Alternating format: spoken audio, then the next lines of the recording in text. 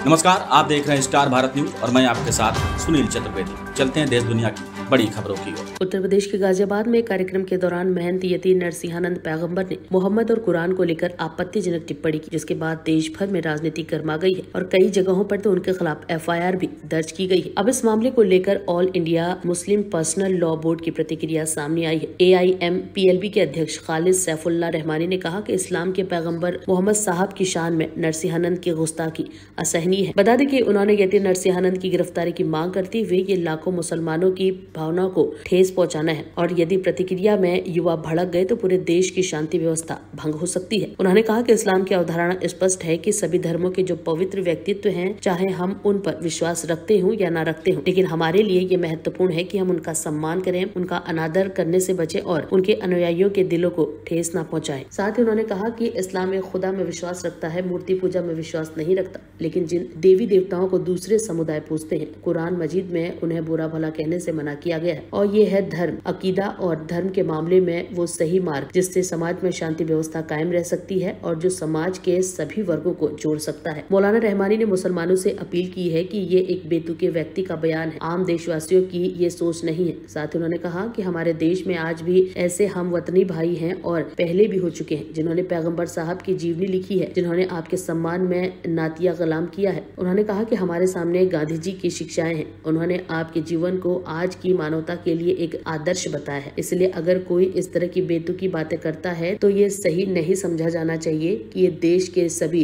हमवतनी भाइयों को ही यही सोच है। Bureau report, star Bharat news. आज मैं केवल एक व्यक्ति के प्रति संवेदना व्यक्त करता हूँ। हम हड़ताल जलाते हैं मेघनाथ को। मेघनाथ जैसा चरित्रवान व्यक्ति इस धरती पर दूसरा पैदा नहीं हुआ।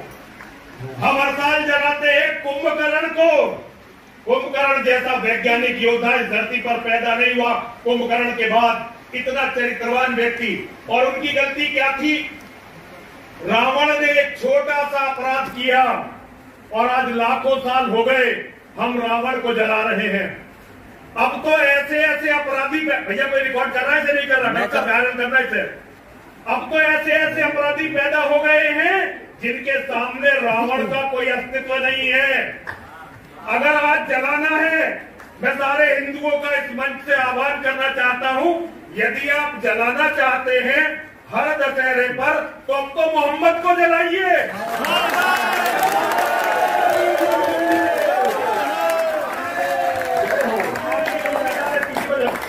देखो, लाखों करोड़ों बहन बेटियों का बलात्कार जिस व्यक्ति हुआ वो है अरब का लुटेरा मोहम्मद। पूरी दुनिया में जो खून खराबा हो रहा है, जिसके कारण खून खराबा हो रहा है, वो है अरब का दरिंदा मोहम्मद। अगर जलाना है तो मोहम्मद के पुतले जलाने शुरू करो ताकि दुनिया मोहम्मद के बारे में बात करे।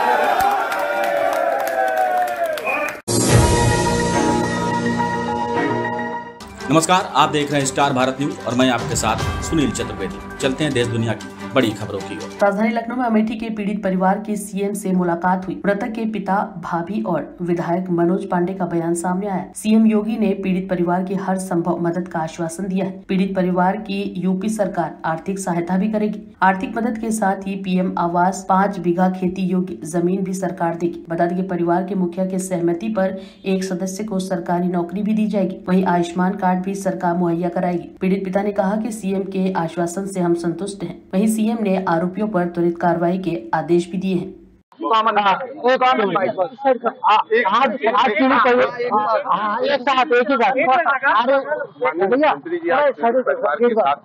मैंने मुलाकात किया, माननीय मुख्यमंत्री जी ने पूरे परिवार को पूरी अपनी संवेदना व्यक्त किया, अपना दुख प्रकट किया। वहीं मैं धन्यवाद दूंगा कि माननीय मुख्यमंत्री जी ने इसमें पीड़ित परिवार को अपराधी के खिलाफ कड़ी कार्रवाई करके जो उन्हें न्याय देने का काम किया, मैं उसके लिए आभार प्रकट करूंगा। और फिर माननीय मुख्यमंत्री जी ने ये उत्तर प्रदेश को बताने का काम किया कि उत्तर प्रदेश की धरती पर अपराध करने वाले व्यक्ति अब नैनीताल और मंसूरी में नहीं घूमेंगे, बल्कि लंगड़ा लंगड़ा करके घूमेंगे। और वहीं माननीय मुख्यमंत्री जी ने उत्तर प्रदेश में ये एहसास कराया कि वो केवल मुख्यमंत्री नहीं है, बल्कि उत्तर प्रदेश के 25 करोड़ जनता के गार्जियन और संरक्षक। उन्होंने जिस तरीके से उनको आर्थिक लाभ और उन्हें आर्थिक सहायता, मृतक आश्रित में नौकरी जैसी तमाम चीजें उन्हें देने का काम किया है। मैं उसके लिए माननीय मुख्यमंत्री जी का आभार। राहुल गांधी ने भी फोन पे ही बात की है। अब कांग्रेस के तमाम जो नेता वो भी पीड़ित परिवार से मिलने जा रहे हैं, क्या कहना चाहिए? अब इस पर राजनीति होने लगी है। देखिए, मैंने कहा कुछ स्थान ऐसे होने चाहिए जहाँ राजनीति का स्थान नहीं होता। एक परिवार ने 4 लोगों को खोया, आज आवश्यकता क्यों लिए थी कि लोग उस परिवार के साथ खड़े होते, आज राजनीति करने का अवसर नहीं। क्या लग रहा है, क्या पूरा परिवार संतुष्ट है? उसने आपके सामने बयान दिया, उसने मुख्यमंत्री जी के और पूरा विश्वास अपना जताया। क्या उन्होंने कहा उनकी बात की संतुष्ट है? बात की संतुष्ट यह है कि मतलब जो हमारी मांगे थी हमने मांगे पूरी दिया है। बच्चे के लिए जो है नौकरी देने कहा है, रहने के लिए अच्छा जगह देने कहा है, खेती देने के लिए कहा है, और जो है जैसे इलाज कराने के लिए बच्चे के लिए कहा है। ये बताइए, जो दोषी है क्या उनको सजा देने की बात कही है? जो दोषी है क्या सजा दी? दोषी सजा देने के लिए साहब खुद बोले कि जो हम उनको पकड़वाते, एक के जो पकड़वा लेंगे। जो अब एक जने तो मुलजिम पकड़ गया है, अब एक ही थोड़ो और तो होंगे। तो मतलब पूरे मुख्यमंत्री से बात भी पूरी तरीके से संतुष्ट है? हाँ। नमस्कार, आप देख रहे हैं स्टार भारत न्यूज और मैं आपके साथ सुनील चतुर्वेदी। चलते हैं देश दुनिया की बड़ी खबरों की ओर। सहारनपुर में पूर्व एमएलसी हाजी इकबाल के परिवार की मुश्किलें बढ़ गई हैं। बता दें कि हाजी इकबाल के भाई बेटों पर दुष्कर्म का केस दर्ज है। भाई बेटों पर दुष्कर्म का मुकदमा मिर्जापुर थाने में दर्ज है। ग्लोकन यूनिवर्सिटी में काम करने वाली एक महिला ने आरोप लगाया है। बता दें कि बागपत की रहने वाली महिला ने दुष्कर्म का आरोप लगाया है। महिला की शिकायत पर मिर्जापुर थाने में मुकदमा दर्ज कर लिया गया है। हाजी इकबाल के बेटे और भाई पहले से ही जेल में बंद है। सहारनपुर के मिर्जापुर थाने पर मुकदमा दर्ज किया गया है। Bureau report, star Bharat news.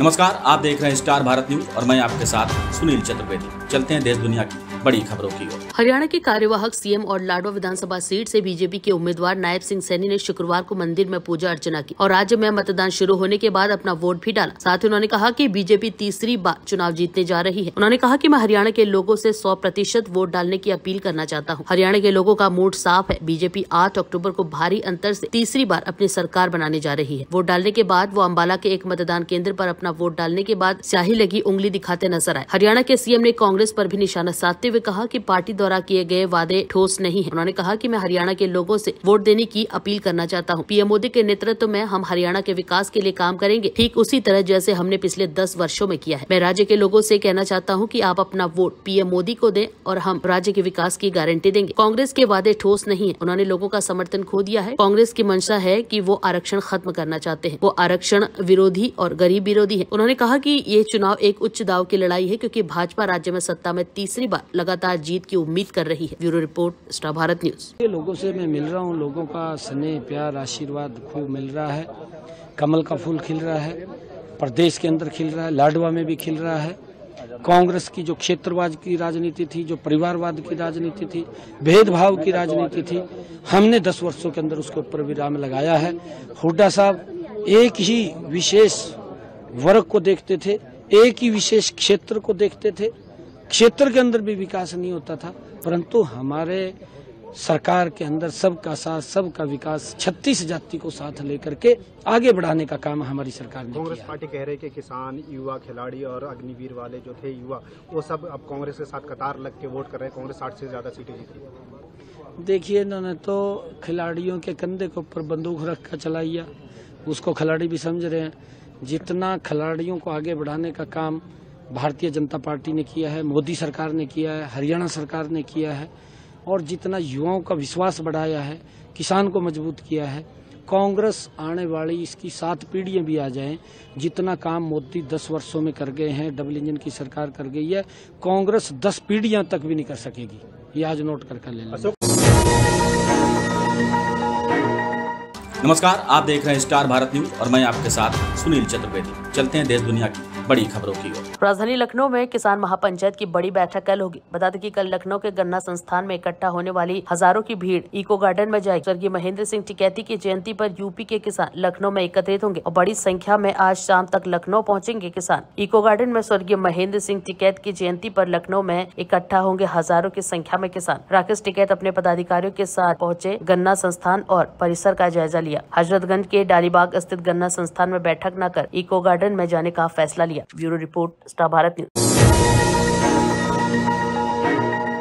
नमस्कार, आप देख रहे हैं स्टार भारत न्यूज और मैं आपके साथ सुनील चतुर्वेदी। चलते हैं देश दुनिया की बड़ी खबरों की ओर। महाराष्ट्र में प्रधानमंत्री नरेंद्र मोदी ने कहा कि महाराष्ट्र के किसानों ने कई दशकों से बहुत बड़ा संकट झेला है। कांग्रेस और उसके सहयोगियों की सरकार ने किसानों को गरीब और बदहाल बनाने में कोई कोर कसर नहीं छोड़ी। जब तक महाआघाड़ी सरकार थी, उनके पास सिर्फ 2 एजेंडे थे। पहला, किसानों से जुड़ी परियोजनाओं को रोकना और दूसरा, इन परियोजनाओं के पैसे से भ्रष्टाचार करना। हम केंद्र से परियोजनाओं के लिए पैसे भेजते थे, लेकिन वो उसे खा जाते हैं। हर चुनाव से पहले झूठे वादे करना कांग्रेस का एजेंडा है। महाराष्ट्र में भी कांग्रेस और महाआघाड़ी सरकार ने कई योजनाओं को बंद कर दिया था। Bureau report, star Bharat news. Maharashtra के किसानों ने, विदर्भ के किसानों ने कई दशकों तक बड़े संकटों का सामना किया है। कांग्रेस और उसके साथियों की सरकारों ने किसानों को बदहाल और गरीब बनाने में कोई कोर कसर नहीं छोड़ी थी। यहां जब तक महाआघाड़ी की सरकार थी, उसके 2 ही एजेंडे थे। पहला, किसानों से जुड़ी परियोजनाओं को ठप करना, दूसरा, इन परियोजनाओं के पैसे में भ्रष्टाचार करना। हम केंद्र से महाराष्ट्र के किसानों के लिए पैसा भेजते थे, लेकिन महाआघाड़ी सरकार उसमें बंदर बांट करके खा जाती थी। कांग्रेस ने हमेशा किसानों का जीवन मुश्किल बनाया है। वो आज भी वही पुराना खेल खेल रही है। इसलिए कांग्रेस को पीएम किसान सम्मान निधि योजना पसंद नहीं आती। कांग्रेस इस योजना का मजाक उड़ाती है, किसानों को मिल रहे पैसों का विरोध करती है, क्योंकि किसानों के खातों में जा रहे पैसों से उनको जो कमाई करनी चाहिए, उनको जो कटकी करनी चाहिए, भ्रष्टाचार करना चाहिए, उसका अवसर नहीं रहा है। आज पड़ोसी राज्य कर्नाटका को देखिए, जैसे महाराष्ट्र में महायुति सरकार किसान सम्मान निधि के साथ अलग से पैसे देती है, ऐसे ही कर्नाटका में बीजेपी सरकार देती थी। यहां कर्नाटका के मेरे कई बंजारिया परिवार यहां आए हुए हैं, लेकिन जैसे ही कर्नाटका में कांग्रेस की सरकार आई, उन्होंने वो पैसा देना बंद कर दिया। वहां की कई सिंचाई परियोजनाओं से राज्य सरकार ने मुंह फेर लिया। कर्नाटका में कांग्रेस ने बीज की कीमतें भी बढ़ा दी। हर चुनाव से पहले कर्ज माफी का झूठा वादा कांग्रेस का पसंदीदा हथकंडा है। तेलंगाना में ये लोग कर्ज माफी का वादा करके सत्ता में